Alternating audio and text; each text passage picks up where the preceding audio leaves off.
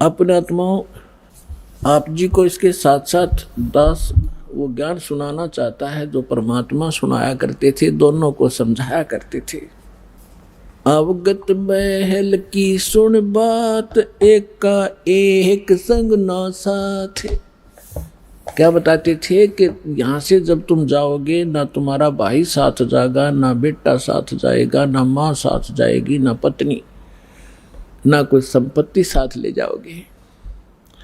अवगत महल की सुन बात, एक का एक संग ना साथ। जासे हुआ सकल जिहान, ओंकार पंच विमान ब्रह्मा विष्णु शंकर आदि। अवगत ध्यान सुन समाधि। फिर बताते हैं, माया मूल का है बास, जोरा काल हंस गिरा से। अंसा कौन विधि छूटे, के जोरा काल तिसे लूटे। कि कैसे तुम्हारा छुटकारा होगा, काल तुम्हें भ्रमित कर रहा है, तुम्हारी पुण्य कमाई को वह स्वर्ग में लूट लेता है। फिर उत्तर देते हैं, सतगुरु मिले संत सुजान, तो या मिटे आवाजान। नेमी नेम कर भूले, उर्दमुख पीहिंग कस झूले। पंच अग्नि लगावे पीठ, सौदा ज्ञान सकल वसीठ। मुंडित जट्टा जोटम बेख, डूब्या सकल बिना विवेक। बिना ज्ञान के ये सब डले ढोरे हैं। क्या कहते हैं कि कोई तो ऊपर को पैर करके नीचे को सिरासन पर खड़े होकर, जैसे भस्मागिरी जैसे निकम्मी आत्मा सिरासन पर 12 वर्ष तक खड़ा रहा और भगवान शिव की पूजा करे, उसी का पुजारी। और भगवान शिव ने पूछा, भाई क्या मांगता है, मांग। कहा कि वचनबद्ध हो, वचनबद्ध हो गया। और क्या मांग गया कि भस्म कड़ा दे दो। किस लिए तपस्या कर रहा था कि शिव जी ने मार दूंगा, पार्वती में पत्नी बनाऊंगा। ऐसे दुष्ट तो और इसी तगड़ी साधना करते दिखेंगे तो तगड़ा भगत होगा।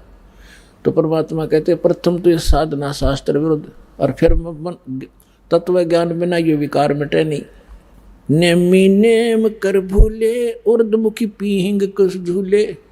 कोई तो ऊपर न पैर करके नीचे न सिर, या कोई पींग ऐसे झूला सा डाल कर उसमें खड़े होकर तपस्या करते हैं।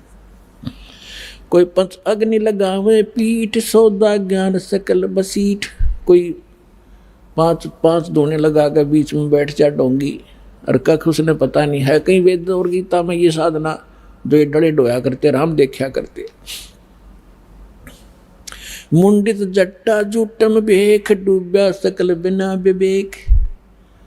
एक तो मुंडित कति उस तरह फिरवा के और लाल कपड़े पहन के कति बैठा न, सोचा साधु पड़ा होगा। और एक बड़ी बड़ी जटा रखा के गल में माला मूला पैर के नु दिखा महापुरुष होगा। उसके विषय बता रहे थे, मुंडित जट्टा जूटम बेख, डूब्या सकल बिना विवेक। और अलोनिया खाते नहीं लोन, जीजे पीठ तिस गौण। जरने बैठते हैं मूड, जिम पंचग्रह समरूड। एक है गुफादारी सिद्ध, सो तो पड़े जम के बंद। कुटीचर मांगते हैं चून, जन्म न भोया, जन्म न बीजा बोया बोन। अर्पण करें बहुत इचार को, पोथी लिए खरका बार। एक है उदासी जान, पाया नहीं सतगुरु ज्ञान। एक है तर्क त्यागी तीर, अंदर बहुत माया भीड़। एक है दंडधारी डाग, बन के कीजिएंगे बाग। आपने देखे होंगे शंकराचार्य जैसे और वीर की परंपरा में एक वो रखते हैं, एक लाठी सी, उसने दंड बोलते हैं, डंडा। और उसने इतना आदर से रखते हैं उस लठ ने, उसके ऊपर कपड़ा डालेंगे बहुत बढ़िया, और उसने कंधे पर रखेंगे, धरती में नहीं धरे, बेइज्जती हो जाएगी। उस लठ ने दंड बोले, दंड, उसको दंडी स्वामी कहते हैं।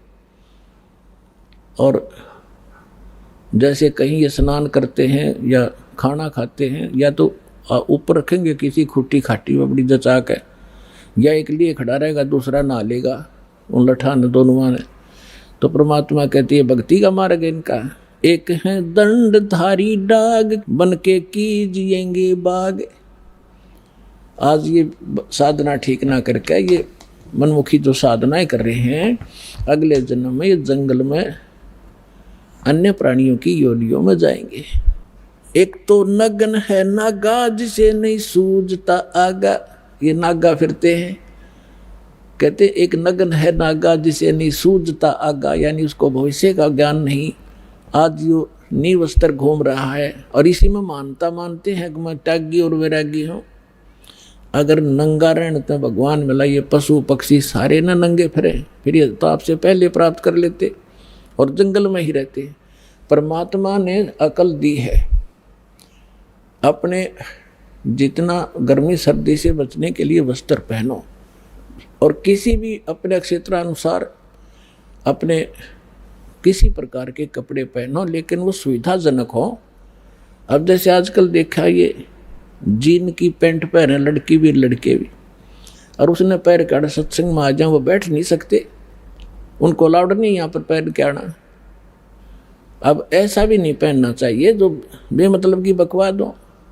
अब बैठा नहीं जा, बैठे बिना सत्संग सुना नहीं जा, थोड़ी सी देर में ये पैरों की नसें बंद हो जाए उनके पैर के बैठने से। तो ऐसे वस्त्र पहनो जो सुविधाजनक हो और अभद्र से ना लगे। कैसे ही पहन लो, लाल पीले कैसे ही पहन लो। अब जैसे दाढ़ी रखो या ना रखो, जटा रखो या ना रखो, वो आपकी मौज है, लेकिन साधु रूप में ये दाढ़ी और मूछ रखना और जटा रखना अलाउड नहीं है, क्योंकि आपसे भ्रमित होंगे। अन्य प्राणी न सोचेंगे यूँ महात्मा है, या बिजली ऐसे ही गिरी हुई है अभी तक। हम इन नकलियों को एक विशेष साडंबर देख कर उसी को प्रणाम, उसी को दान, उसी से दीक्षा ले बैठते और दोनों का भट्ठा बढ़ा देते हैं।